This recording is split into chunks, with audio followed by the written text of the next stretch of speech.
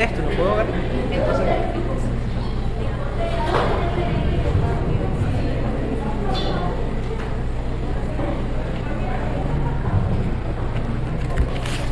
Muy buenos días, hermanos. Dios les bendiga.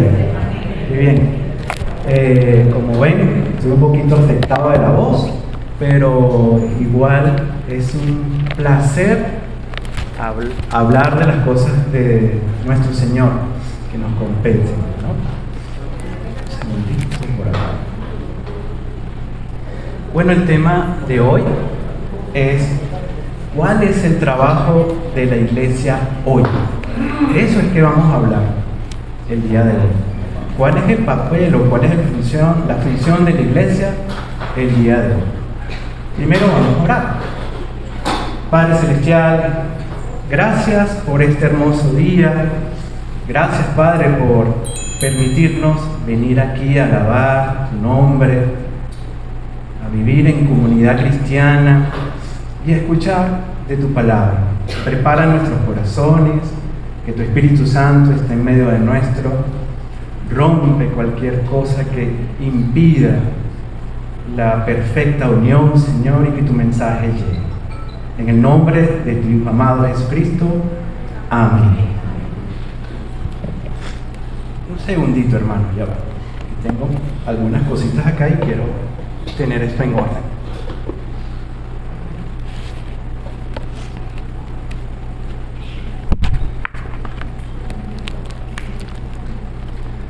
Bien, ¿cuál es el trabajo de la iglesia hoy? Vamos a utilizar como texto base Efesios 4, 11 al 16. Pero vamos a ver distintos textos bíblicos, distintos libros donde vamos a ver, a indagar de esto, de cuál es el trabajo de la iglesia, la función de la iglesia hoy, en este momento aquí en la sociedad que nos tocó vivir en Venezuela, ¿no? Entonces, primeramente, número 1, yo lo llamé como misiones esenciales. Misiones esenciales. La número 1 sería proclamar el Evangelio de Jesucristo. Nada más y nada menos. Proclamar el Evangelio de Jesucristo. Nada más. ¿Y dónde sería esto, no? Antes de ello, hay una imagen, creo que está ahí ya, Meli, ¿verdad? La imagen. Una imagen. Y el día de hoy, en la alabanza y en el primer texto que el pastor leyó, tocó el tema del amor. El amor. También la iglesia está llamada a trabajar en amor y a cubrir esas heridas, ¿no? Entonces me llamó mucho la atención esta imagen hermosa en que todo el mundo está trabajando, toditos, hasta los niños. La paloma, representación del Espíritu Santo ahí, ¿no? Todo es simbólico. Este dibujo me encantó mucho. Incluso está el pan y el vino, y está la palabra, y al ladito de la palabra dice vida, ¿no? Todo está ahí, todo el mundo está trabajando. Los niños, los jóvenes, los ancianos. ¿Y qué están reparando? Un corazón, ¿no? Un corazón. Lo que está destruido lo están reparando, lo están remozando, todo el mundo está construyendo. Entonces, me llamó la atención como ejemplo esta imagen. Entonces, bien, empezamos con las misiones esenciales. 1, proclamar el Evangelio de Jesucristo. ¿A quién? A toda nación, tribu, lengua, pueblo. Estamos llamados a compartir el Evangelio, dando testimonio tal como lo indique el Espíritu Santo. No como lo indique yo, no como lo indique el pastor, no como lo indique la asociación, no, tal como lo indique el Espíritu Santo. Qué difícil se torna esto. Qué difícil, porque a veces queremos siempre nosotros sobrellevar las cosas, tomar las decisiones y no tomar en cuenta lo que dice el Espíritu Santo. Entonces, como dicen por ahí, ojo con eso, ¿no? Hoy, parece mentira, pero hemos sobrevivido al COVID Hemos llevado la iglesia por momentos muy difíciles y estamos aquí a punto de recibir ya la Navidad. Y parece insólito, a mí me parece increíble todo lo que ha pasado. Y hoy inaugura el Mundial de Fútbol. Inaugura en Qatar.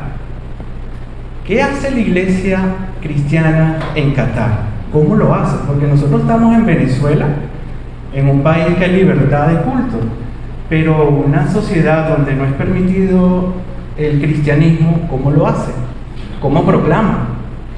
Fíjense que en Qatar el Estado le dijo, ok, se pueden reunir en este punto y en este punto. De ahí, cero proselitismo y cuidado si alguien de mi gente, de mi religión, se casa por la fe de ustedes, porque está preso. Algo así. ¿Cómo ser cristiano en una sociedad tan dura, tan fuerte? ¿Vale? Entonces me imagino que muchos de esos cristianos no pierden el tiempo, hermanos. Están concentrados en proclamar el Evangelio según las estrategias que le indique el Espíritu Santo en su vida. Por ello, nosotros estamos sobre, como dicen, sobre la nata sobre la leche, ¿no? Estamos muy tranquilos, estamos muy pasivos en nuestra realidad venezolana, ¿no? Y necesitamos acelerar nuestro trabajo. Bien, seguimos. Cónchale. Esto de la tecnología. Bien. Entonces,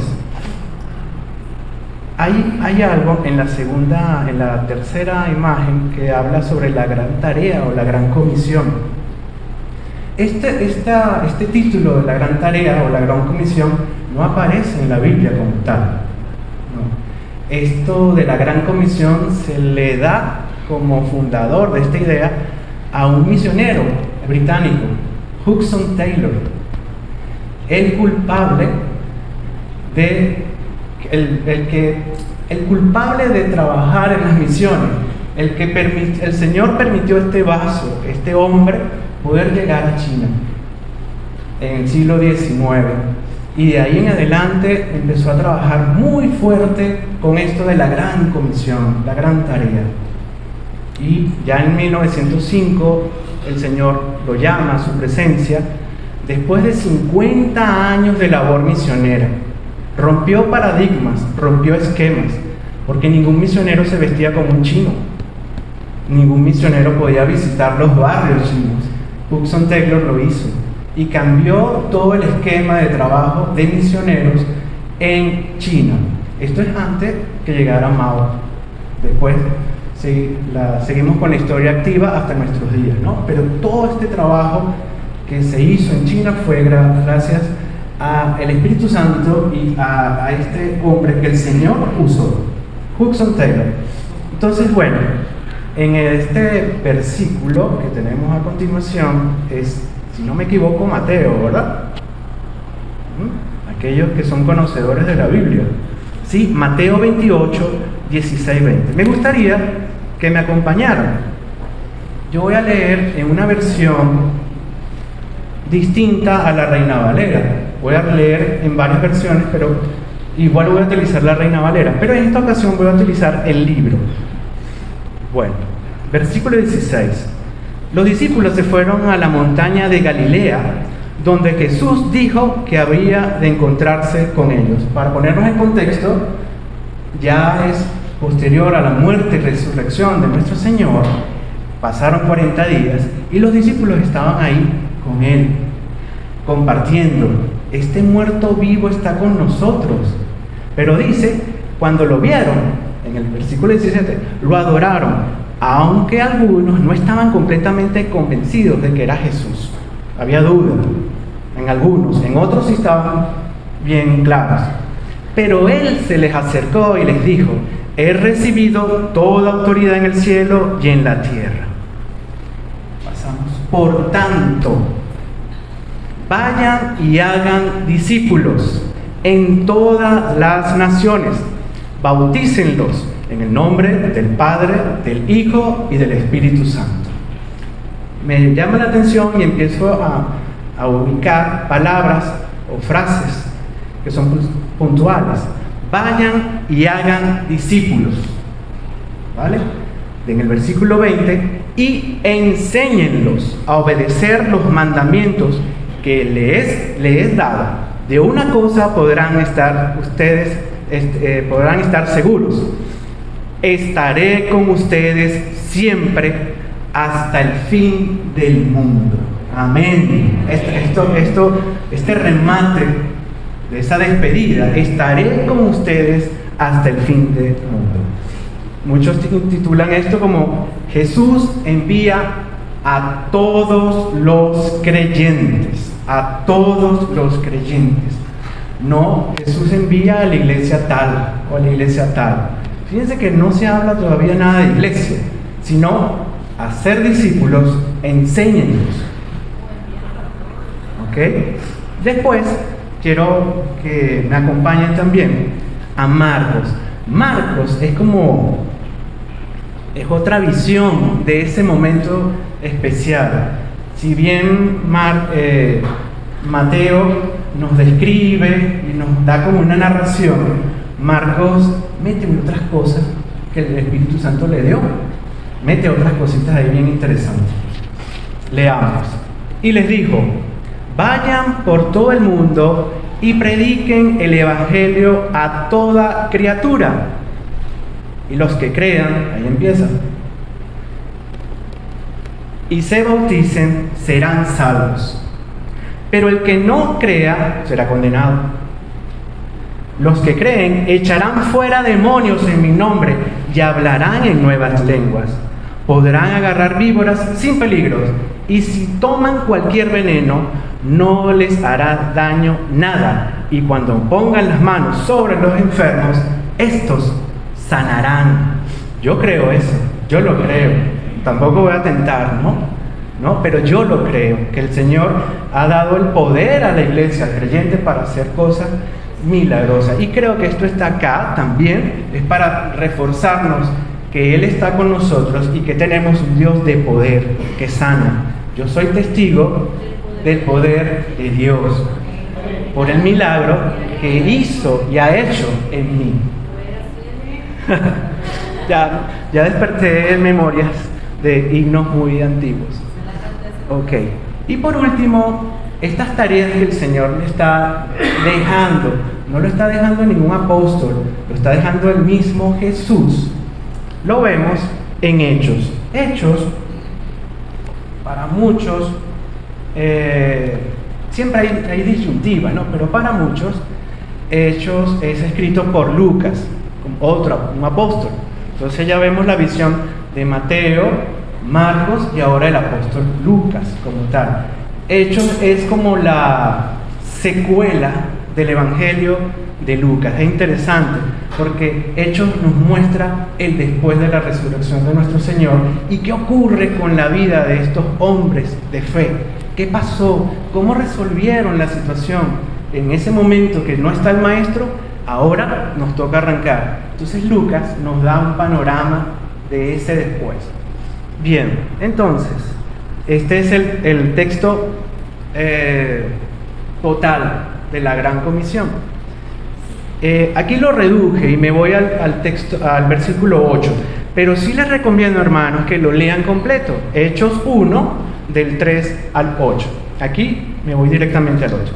Sin embargo, cuando el Espíritu Santo descienda sobre ustedes, recibirán poder para proclamar con efectividad mi muerte y resurrección ante el pueblo de Jerusalén. Ahora bien, ¿quién está diciendo esto? ¿Quién lo está diciendo? Jesús, ¿no? No está diciendo otra gente, lo está diciendo Jesús. Si quiere ver también la versión, estoy viendo que están buscando en los celulares, busquen la versión de Reina Valera. ¿Por qué utilizo la versión en libro? Porque es así como directa. No hay un mensaje literario tan bello, uso del castellano tan poético como la Reina Valera, pero esta versión es directa, como para que, agarre datos. Ok. Cuando el Espíritu Santo descienda sobre ustedes, recibirán poder para proclamar con efectividad mi muerte y resurrección ante el pueblo de Jerusalén, donde estaban. Se cree que estaban todavía en el aposento alto. Algunos dicen que puede ser que todavía están ahí. Yo creo que sí. En toda Judea, o sea, en la región, en Samaria, o sea, fuera de la región, y hasta lo último de la tierra.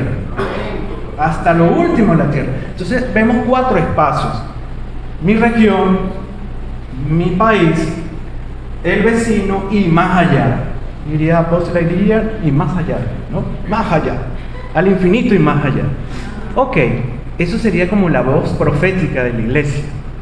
Ahora, me gustaría que veamos ese mapa de ese momento en que estaba el Imperio Romano, el mundo conocido para estos cristianos.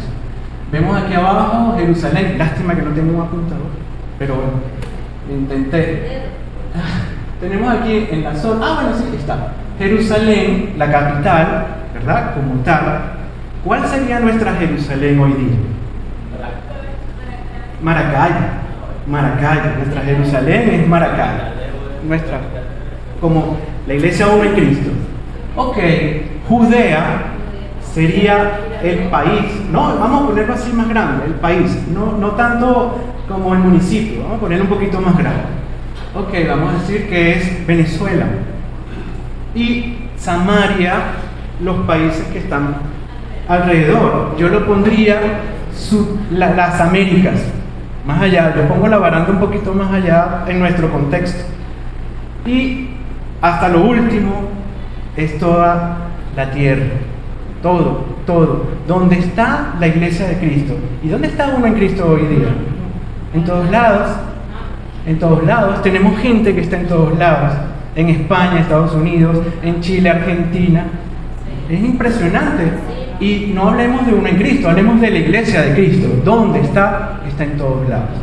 Ahora, quisiera mostrarle allá arriba donde hace Océano Britannicus, ¿verdad? Allá está Inglaterra, más abajo está España como tal. Después bajamos a Mauritania, África Consular, Alejandría, Cirene y Arabia. Y por el otro lado tenemos Macedonia, Italia. Vamos a ver ahora, porque ahí me encanta el otro mapa.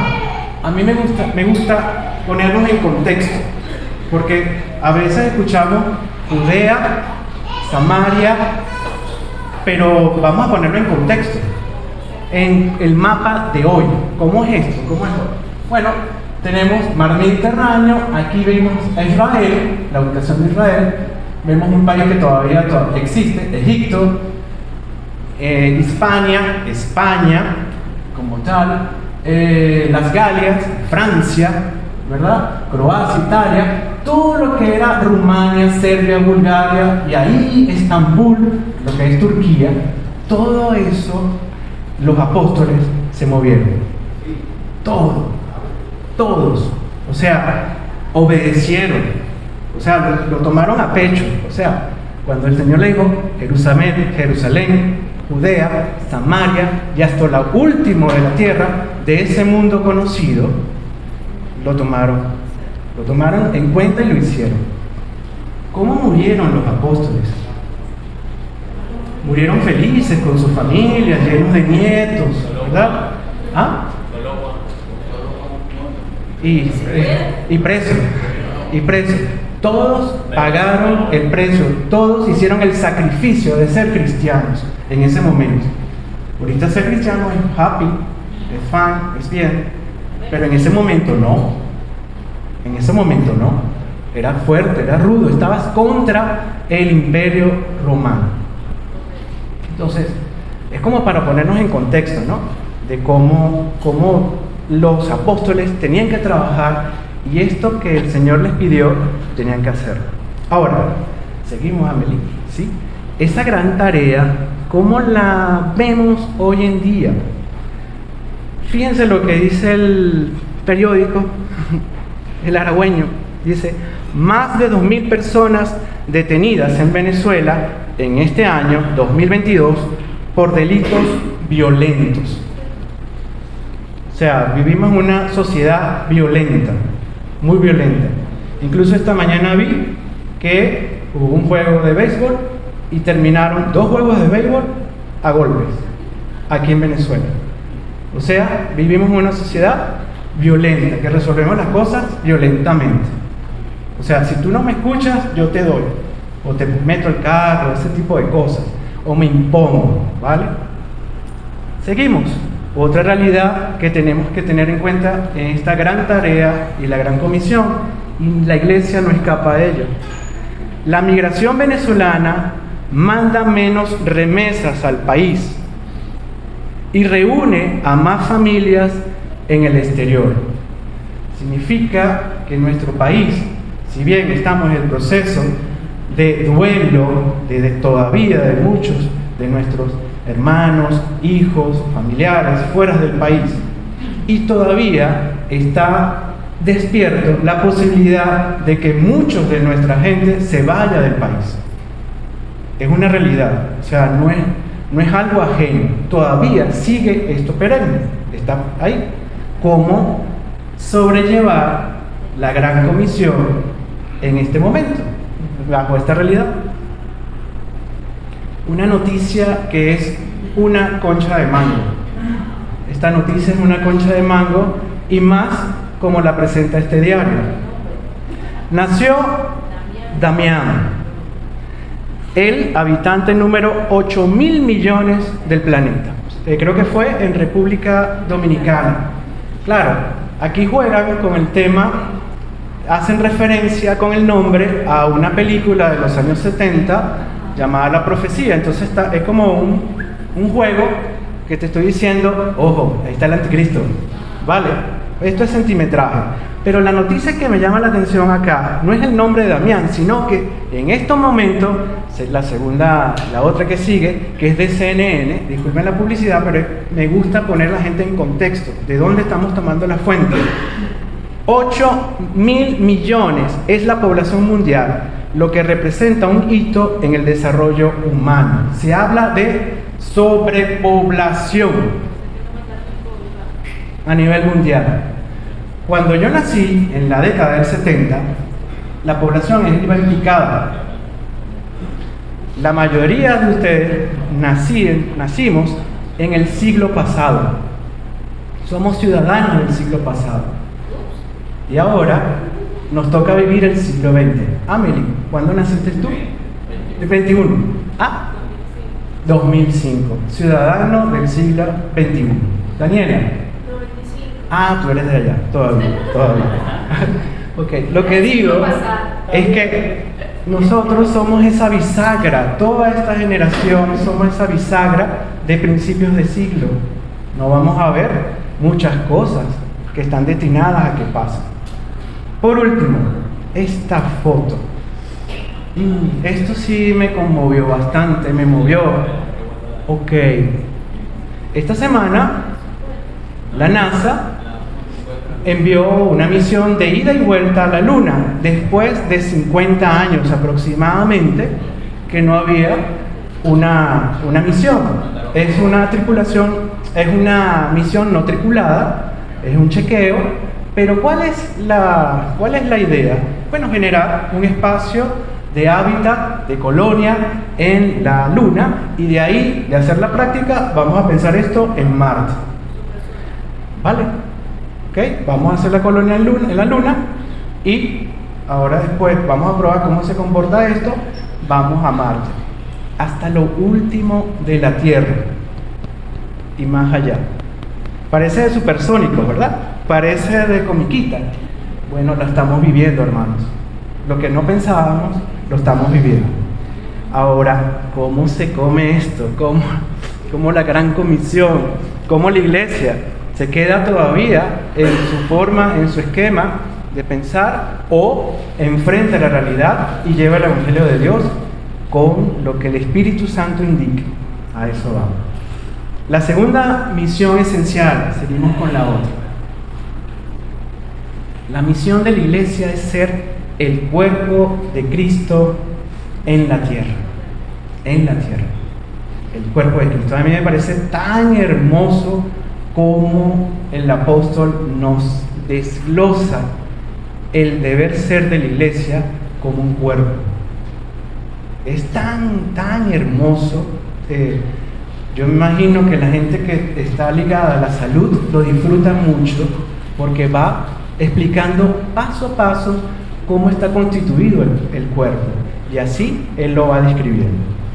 La misión de la iglesia es mostrar al mundo cómo será como futuro el reino de Dios y continuar con la misión de Jesús. Ahora bien, ese cómo será, por mucho tiempo yo escuché, en el reino del Señor está allá, pero siempre me contaban que a futuro.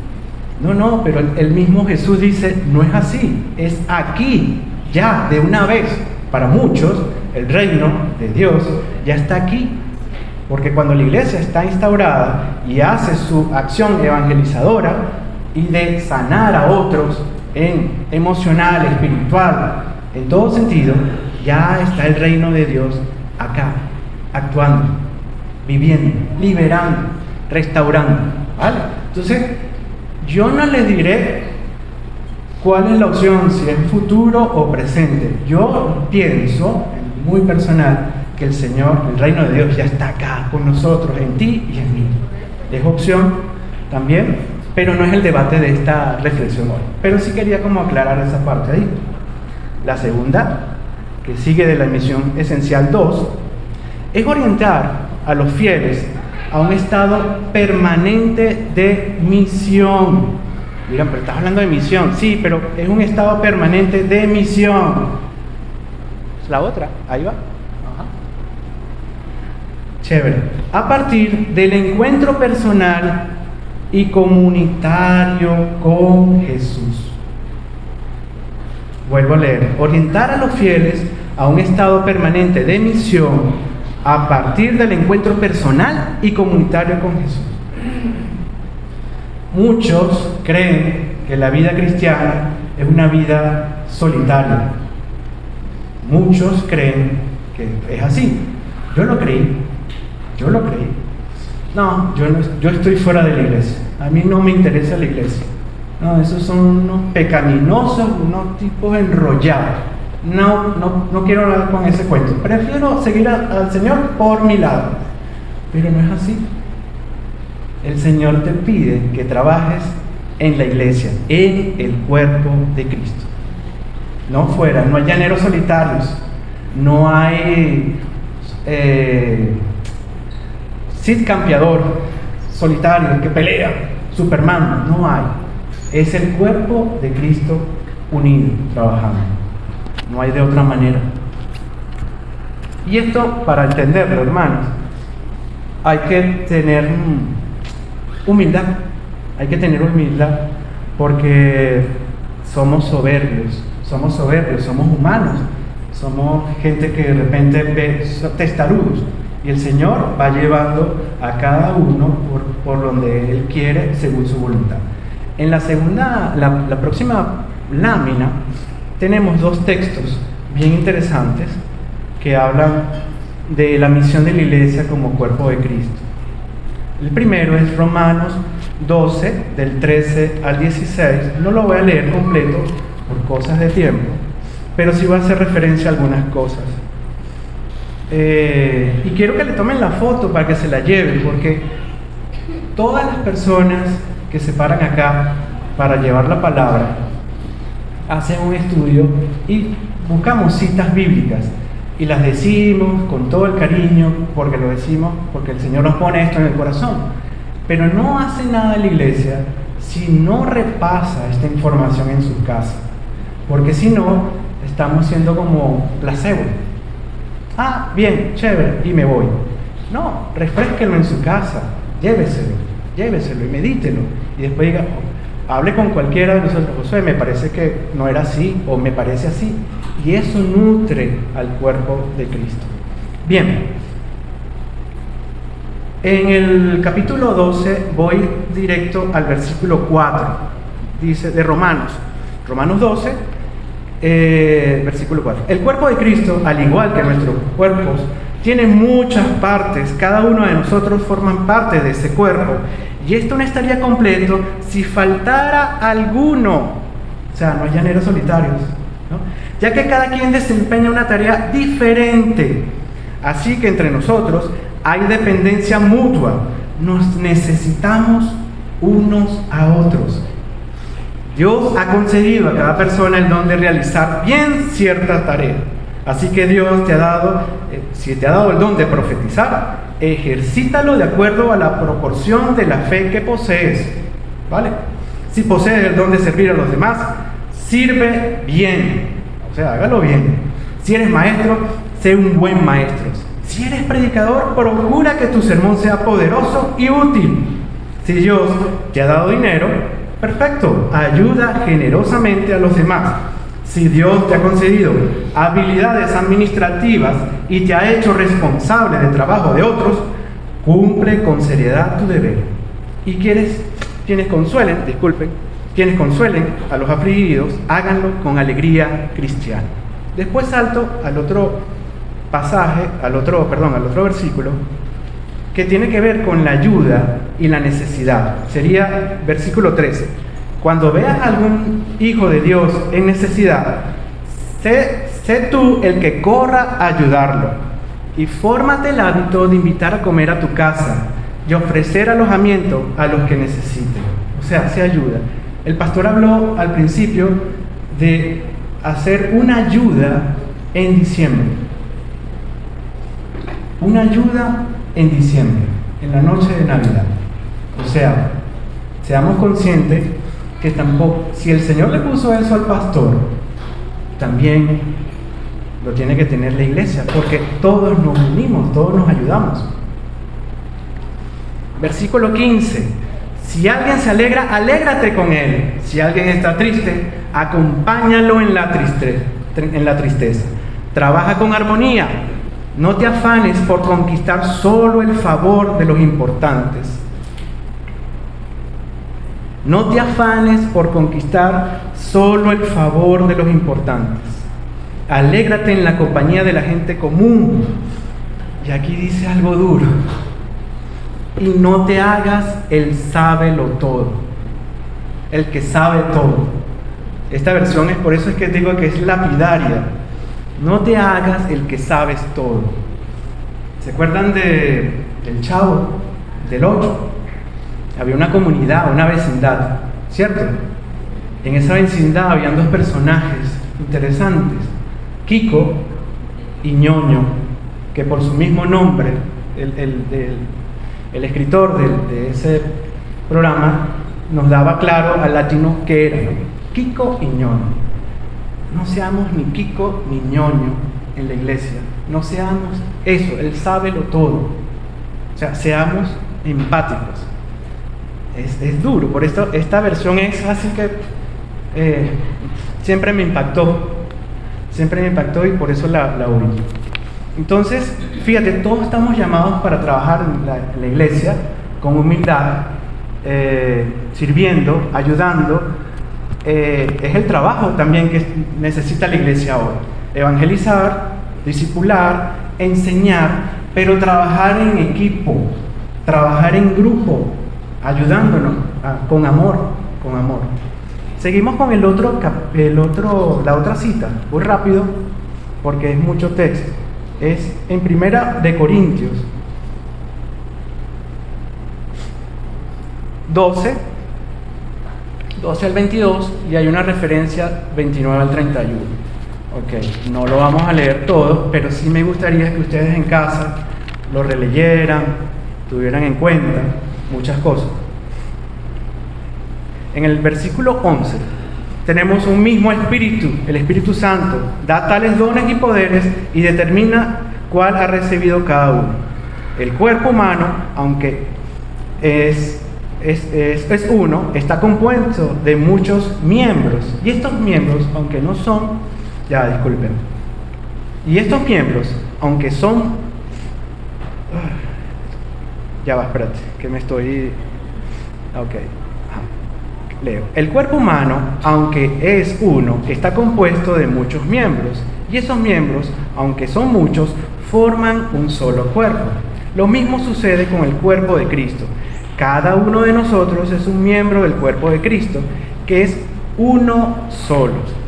Y aquí viene interesante porque era la realidad de ellos. Era la realidad de ellos.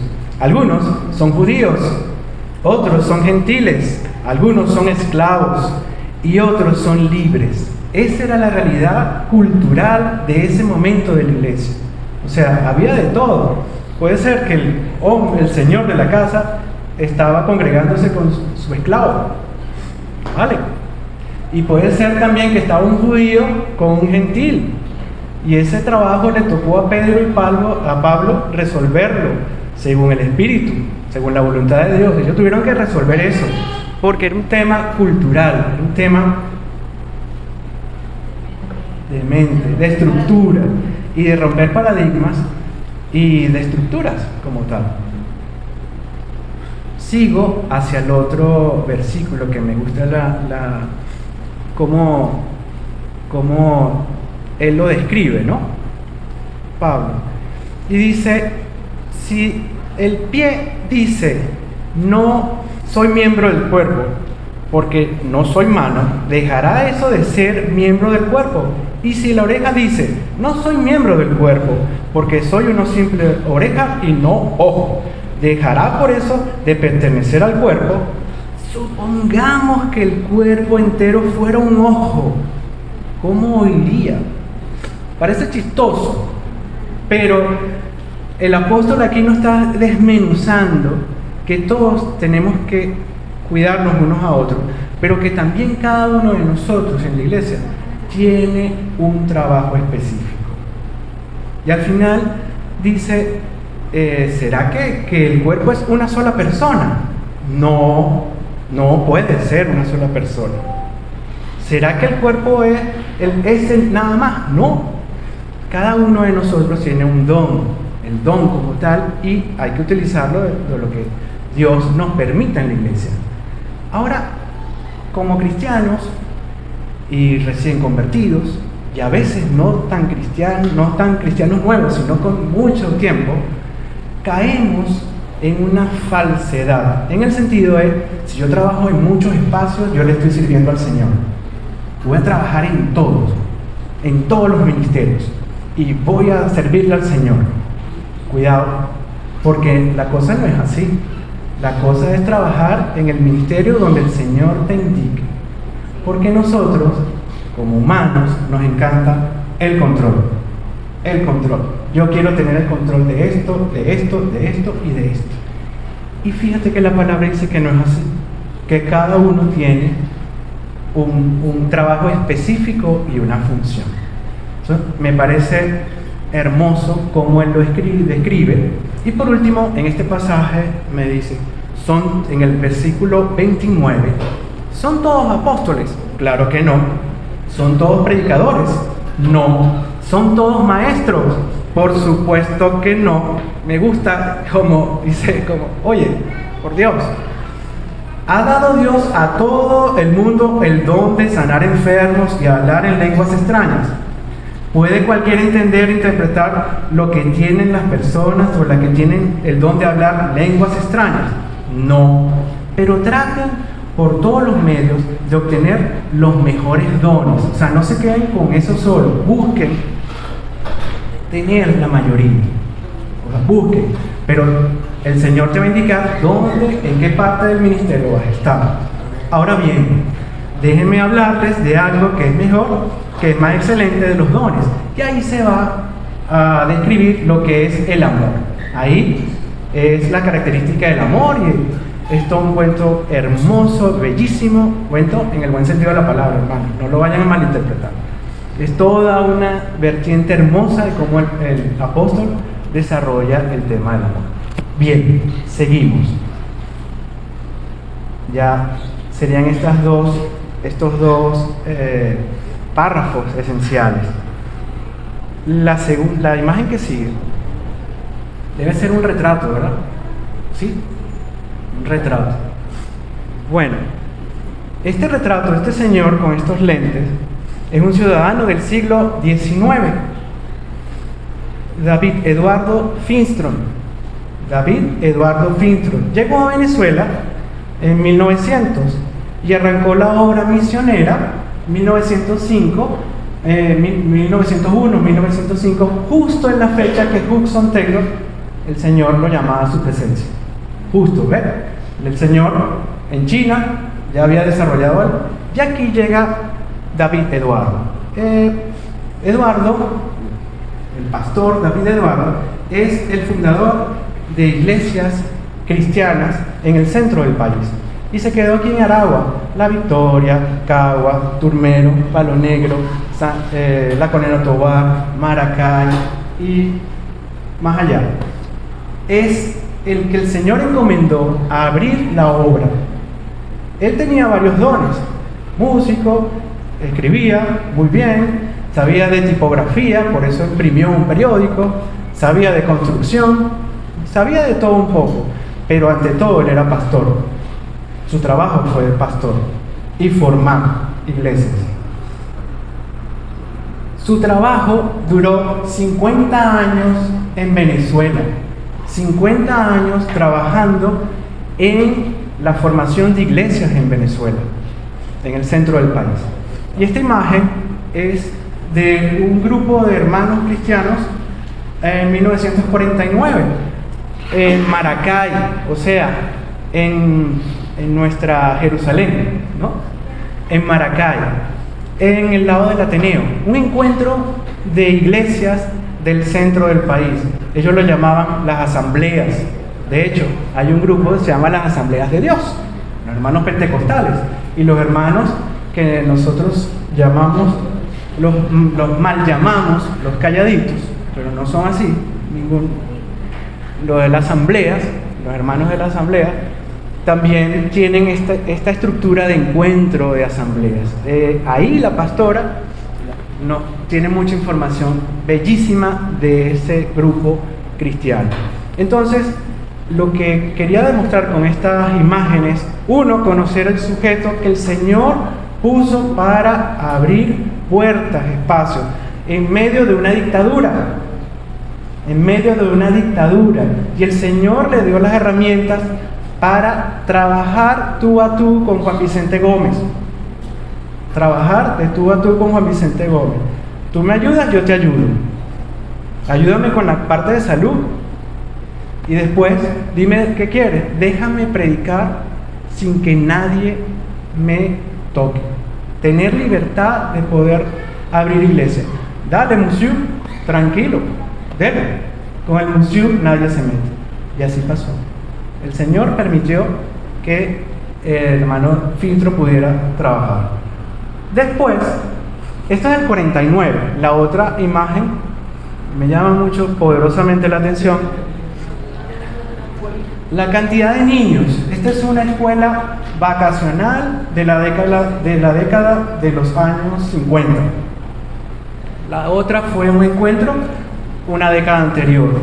La iglesia iba creciendo y creciendo y creciendo y creciendo, y me llama la atención la importancia de los niños, el mensaje de los niños, la escuela bíblica, la escuela vacacional, era muy importante. De ahí surgieron pastores, adoradores, administradores, profesionales, mucha gente salió de ahí. Quiero contarles una anécdota con el pastor de esa iglesia, tiempo después, el hermano Roberto Rincón. Roberto Rincón era un hombre muy duro, muy fuerte, un hombre de palabra, pero muy fuerte de carácter, hombre del siglo XIX, viviendo en el siglo XX, ¿no? Yo tuve la oportunidad de conocerlo y un día, una noche, en pleno servicio, no fui al baño. No fue como el baño. Él me dice, Egni, porque mi primer nombre es Egni. Egni, ¿qué haces afuera de la iglesia? Jugando. Bueno, ven conmigo, porque no es bueno que tú estés afuera de la iglesia. Pero bueno, y me llevó a su oficina en la iglesia. Siéntate ahí y yo tengo que hacer una carta. Aquella oficina era, ojo, un hombre del siglo XIX, libros, todo era así antiguo, cosas, todas las versiones de la Biblia, como tú quisieras, y yo así tendría 8 años, y él me dice, háblame de Dios. Y empiezo a hablar de Dios, y tal, y de la creación, del plan de salvación, todo, yo le hablo todo, y la resurrección, y sígueme. Y él, qué bueno, y empezó a conversarme después dando ejemplos. Terminó el servicio y mi mamá angustiada, ¿dónde está Egni? ¿Dónde está ese muchacho? La iglesia es de 2 pisos, ¿no? ¿Y dónde? Y buscan, hasta llegan, pastor, ¿usted ha visto a Egni? Claro, él es mi amigo, está aquí. Estamos hablando de las cosas de Dios, está tranquilo. Y entonces mi mamá, disculpe, pastor, qué pena, qué vergüenza. No, de ninguna manera. Egni es mi amigo. Porque el pastor no era, yo soy el pastor. No, Egni es mi amigo. O sea, y él formó eso en todos los niños de esa generación, el tiempo que Dios le permitió. Entonces me llamó la atención ese impacto de ese líder que era cercano a los niños y los adultos le tenían miedo porque era muy fuerte, ¿no? Pero con los niños era hermoso. Es el abuelo de Nelson González, el saxofonista. Nelson González, ¿lo han escuchado por ahí? El abuelo de Joel, o sea, Joelito es. Bien, entonces esas anécdotas son enriquecedoras porque si trabajamos con amor en el cuerpo, por muy pequeño que seas, tú eres importante para Dios. Por muy pequeño que sea el trabajo que tú estás ejerciendo en la iglesia, tú eres importante para Dios. Bien, ya nos queda poco, hermanos. Vivimos muy rápido y entonces a veces las reflexiones que son un poquito largas nos sacan de contexto, ¿no? Pero aquí hay sustancia. Tercer punto de las misiones esenciales. Y no, o sea, de verdad que, ¿cuál sería la palabra? Se me fue la palabra, pero a los pastores, de verdad que hay que brindarle todo el apoyo, a todos los pastores, porque esto de perfeccionar a los santos, hay que tener paciencia, mucha paciencia y amor. Y aquí, si quiero que leamos juntos Efesios 4, 11 y 16. Este sí está en la Reina Valera. Ok. Y me permito hacer, en el mismo texto, hacer unas preguntas que creo que nos van a ayudar. Estuve leyendo el trabajo de un hermano mexicano, se llama Octavio Esqueda, y me llamó la atención cómo él desmenuzaba esto, y quiero compartirlo con ustedes porque sé que nos va a ayudar a entender esto. Leemos en el versículo 11. Ok, Efesios 4, 11, 16. Y él mismo constituyó a unos apóstoles, a otros profetas, lo estamos machacando, a otros evangelistas, a otros pastores y maestros. Curioso, apóstoles, pastores, maestros, ¿no? ¿Por qué? ¿Por qué hizo eso? A fin de el por qué es el hermano Octavio, ¿no? Esa pregunta ¿por qué? Es del hermano Octavio. Y quiero que lo hagamos nosotros. A fin de perfeccionar a los santos para la obra del ministerio, para la edificación del cuerpo de Cristo. ¿Cuánto? Hasta que todos lleguemos a la unidad de la fe y del conocimiento del Hijo de Dios, a un varón perfecto. Somos imperfectos, no hay iglesia perfecta, pero nosotros vamos hacia esa perfección, vamos a ello, poco a poco. Eso no es que me pongo un vestido, una ropa y ya. Aquí no estamos hablando de cristianismo instantáneo o la receta. Te doy 3 y llegarás a la felicidad. Te doy 7 tips y eres el hombre salvo. No, es un proceso. Es un proceso. Seguimos. ¿Qué tan perfecto o maduro? A la medida de la estatura de la plenitud, ¿de quién? ¿De quién? De Cristo. O sea, la barandesa acá, señores. No es a la plenitud del pastor Superman González, no es a la plenitud del líder tal, es a Cristo. ¿Vale? ¿Con qué resultados? Para que ya no seamos niños fluctuantes, llevados por doquiera de todo viento de doctrina, por estratagema de hombres que para engañar emplean con astucia las artimañas del error. ¡Wow! O sea, pendiente con eso. O sea, te está diciendo, el apóstol está diciendo, cuidado, tú sigues a Cristo, tú vas a perfeccionarte, pero no seas niño. Cuando niño uno le decía, esto es así, esto es verde, y tú decías, me parece que es azul, sí, pero es verde, y me voy por ese barranco. No, aquí te está diciendo que tienes que ser maduro espiritualmente. Y lamentablemente en nuestro entorno abunda el cliché o la presencia del pastor que llama la atención, y yo voy a esa iglesia.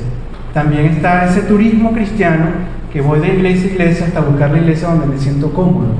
Usted está en la iglesia porque Dios lo dispuso así, para que usted pueda llevar esa perfección ahí.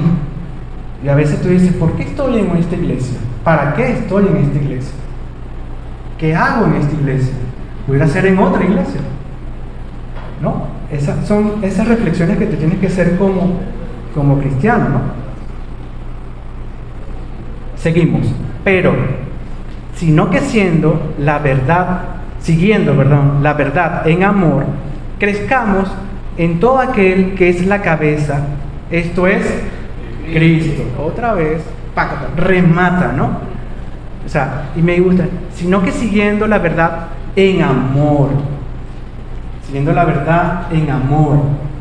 No con bullying, no con rabia, no con palo, sino en amor. En amor. Tú puedes llamar la atención en amor. Es eso lo que está diciendo el apóstol. Y este que es Cristo, de quien todo el cuerpo, bien concertado y unido entre sí, por todas las coyunturas que se ayudan mutuamente, reciben su crecimiento para ir edificándose en amor. Eso de las coyunturas me recuerdan a mis abuelitos. Cómase las coyunturas, que ahí está. Yo decía, pero ese es hueso. No, esa es la unión, y ahí hay fuerza para usted. No sé si era sano o no, pero yo comí mucha coyuntura. Me dieron mucho de eso. Colágeno tiene eso. Pero aquí la idea es esto, que nos fusiona, que nos une al cuerpo de Cristo, que nos mantiene unidos y edificándonos en amor. Seguimos con la otra imagen. Este texto que acabamos de leer es tan poderoso. Aquí podemos sacar muchas cosas impresionantes. Y como buen fotógrafo, voy a la imagen para describir cosas. Estas son mujeres de fe. Tuve la dicha de conocerlas, a todas. Esposas de pastores, mujeres que fueron maestras, trabajaron en la administración, jefes o de ujier, especiales, amorosas, cantantes a la parte de adoración, maestras hermosas. Y en ese momento no era permitido ser pastora o líder pastoral. Muchas de ellas llegaron a ser pastor. La tercera, de aquí, de izquierda a derecha ustedes, ¿no? La tercera es doña Eugenia, o la hermana Eugenia, hermana mayor de Pérsida y la hermana Eunice, o Yuni, la mamá de Robert Gómez. Ahí estaban ellas adorando, y era el grupo o hermanas Dorcas, las hermanas Dorcas. Era un grupo de mujeres que trabajaban con los niños, con los enfermos, visitaban. Su trabajo era en la iglesia, pero también su trabajo se expandía a la calle.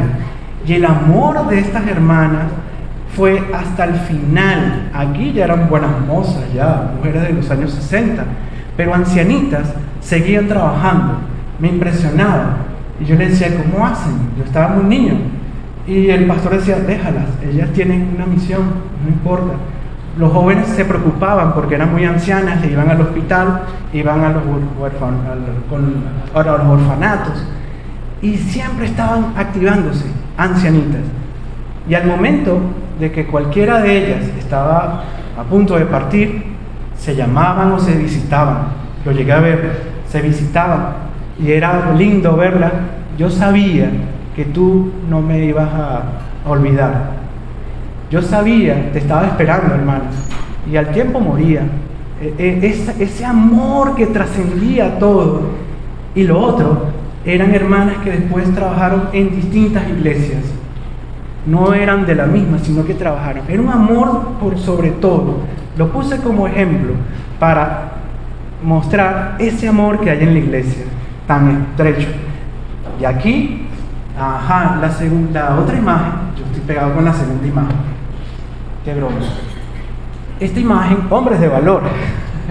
No sé qué va a pasar con esas fotos que hicieron los caballeros el año pasado, de la semana pasada. Pero estos hombres que fueron pastores, fueron misioneros, trabajaron codo a codo. El grupo de hombres de los años 40, de la primera iglesia cristiana aquí en Maracay. De este grupo conocí 4 nada más, 4. Y conocí el que está aquí, de este lado, Augusto Velázquez. Augusto Velázquez fue misionero, fundador de iglesias en Trujillo y en Táchira. Esa fue su área de acción. Salió de aquí y se perdió allá, se metió allá.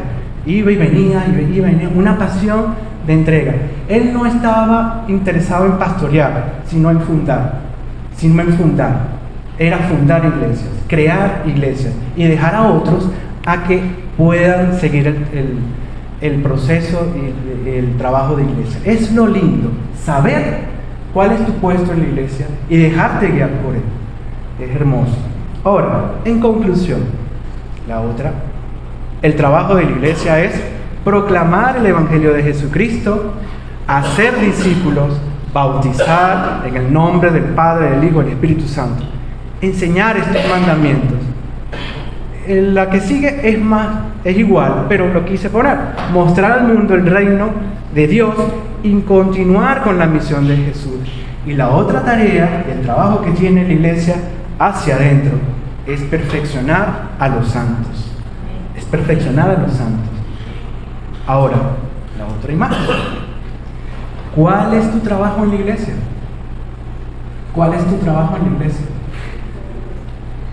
No podemos estar en la iglesia sin estar haciendo un trabajo. No podemos estar en la iglesia sin ejercer una acción. Los cementerios están llenos de cuerpos inertes. La iglesia no es un cementerio. La iglesia es el cuerpo de Cristo. Quiero que te lleves eso. Y por último, volvemos a la imagen. ¿Cuál es tu papel en la iglesia? ¿Dónde estás tú? Dios le bendiga, hermano. El Señor esté con ustedes.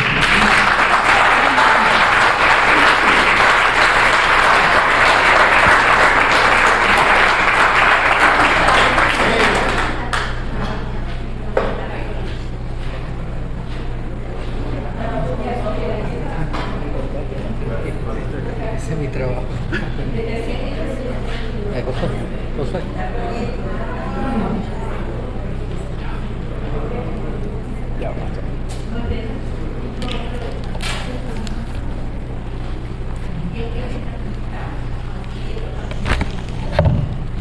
Ustedes saben que la mayoría de los pastores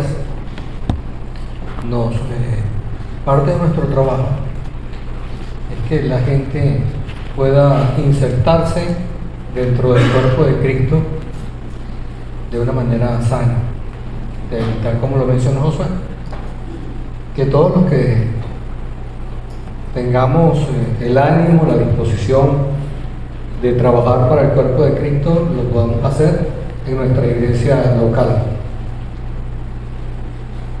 Todos los pastores de esta iglesia trabajan, siempre me gusta decirlo, y tenemos más de un trabajo, y trabajamos en la iglesia.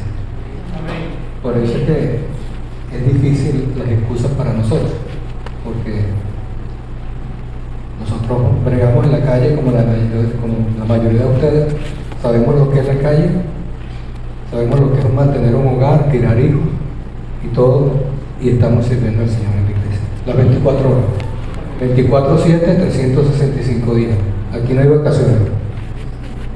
Entonces, estuvo muy buena tu mensaje, tu invitación a que podamos, aquí somos poquitos, podamos animarnos e incorporarnos a trabajar en esta pequeña iglesia.